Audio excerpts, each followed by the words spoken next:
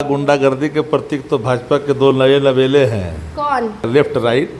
CM house से ही Lalu Yadav ransom करते थे। तो सब वही लोग अपने घर में से न करते हैं लोग। सीएम हाउस से एक प्रमाण नहीं कोई बता सकता है। सम्राट चौधरी तो क्या? अरे इनको क्या पता, इनको क्या पता, इनके बाबूजी तो थे साथ में, तो बाबूजी भी करते थे क्या?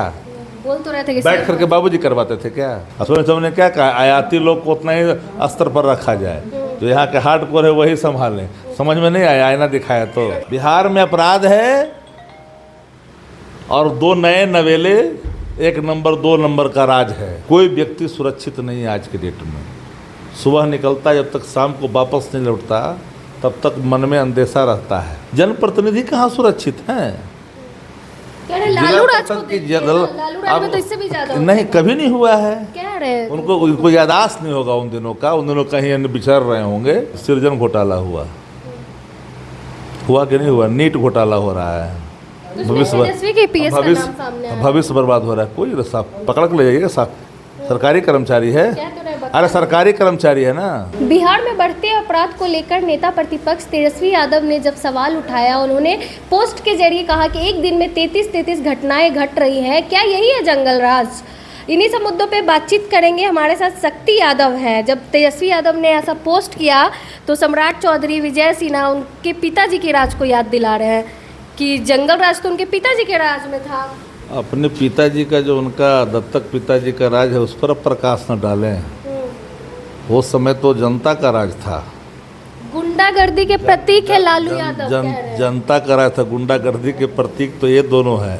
कह रहे लालू यादव। हमने कहा गुंडागर्दी के प्रतीक तो भाजपा के दो नए नवेले हैं। कौन? बताने की जरूरत है क्या? Left right. अच्छा, विजय सिन्हा। एक नंबर और दो नंबर। अच्छा, दो नंबर वाला एक नंबर से परेशान है, एक नंबर वाला दो नंबर से परेशान है। फिर भी तो बात तो साफ सुथरी है ना। इसलिए मेरा मत साफ है कि अपराध बिहार में सर चढ़ के बोल रहा है। ये आंकड़े बता रहे हैं। कोई व्यक्ति सुरक्षित नहीं है आज के डेट में।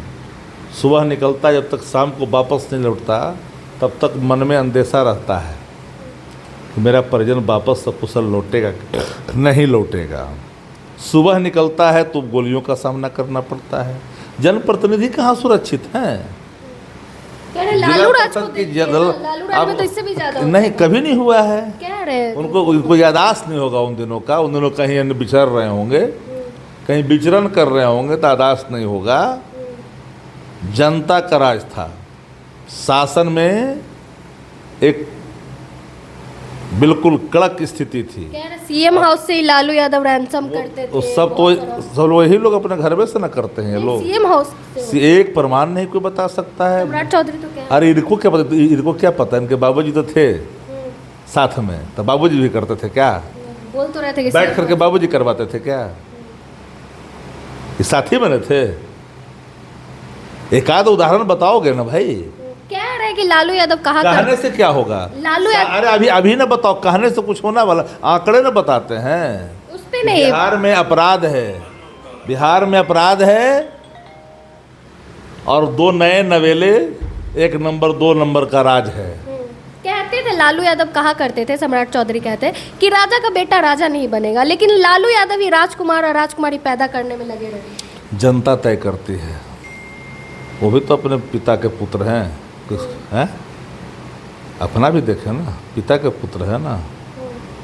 कितने लोग हैं मंत्रिमंडल में और कितने लोग हैं इनके यहाँ? बतानी ना चाहिए।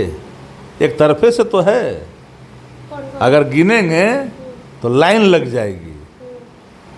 बिहार में देखिए ना, मंत्रिमंडल में केकर बेटा है बताओ। लेकिन लगातार लालू परिवार, देश के मंत्री बोलने से देश में मंत्रिमंडल में किनका बेटा है? नीतीश कुमार भी कहते थे 9 को बच्चा पैदा किया। हमेशा लालू परिवार पे किसी भी बच्चा को पैदा करता उसके पुरुषार्थ का प्रतीक है।